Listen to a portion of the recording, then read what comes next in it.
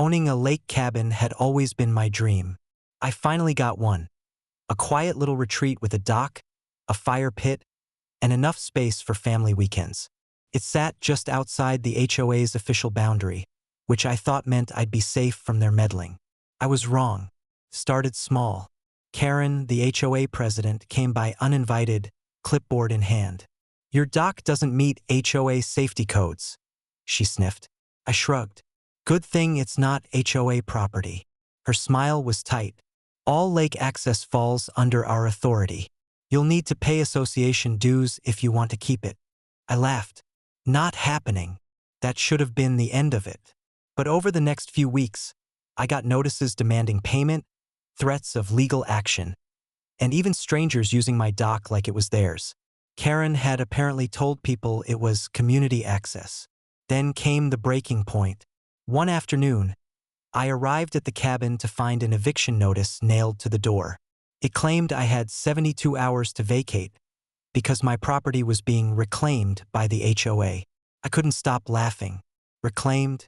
They never owned it in the first place. But instead of tearing the notice down, I decided to play it smarter. I drove straight to the county office and started digging through records. After a few days of paperwork, fees, and conversations with officials, I had an idea. A wicked, beautiful idea. I applied to have the entire lake registered as a private hunting and conservation zone. Since my property included direct water access and riparian rights, the county granted me significant control over usage. No fishing, no swimming, no boating unless I gave written permission. When the certificate came in the mail, I nearly framed it. The next weekend, I walked out onto my dock with a fresh cup of coffee, just as Karen and a group of HOA families arrived, coolers and fishing poles in tow. She spotted me and smirked. "You'll need to move.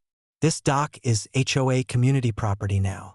I sipped my coffee and held up the laminated certificate.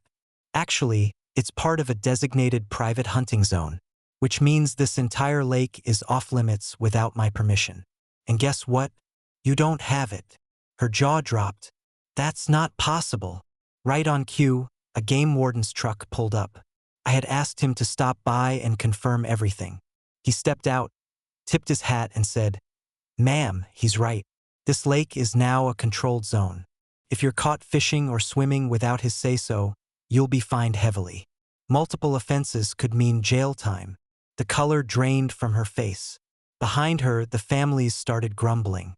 "You told us it was community access," one man snapped.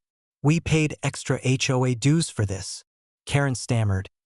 But it was supposed to be." I cut her off. "You should have checked the deed before trying to evict me. Now your HOA can't even touch this water without asking me first." The warden handed out warnings and told everyone to pack up.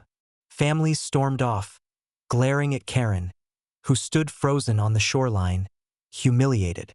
Word spread fast. Within weeks, HOA meetings turned into shouting matches. People wanted refunds. Others demanded Karen resign. She went from queen of the lake to the most hated person in the neighborhood. And me? I spend my weekends on the cabin porch, fishing pole in hand, the only legal fisherman on the lake. All because Karen thought she could evict me.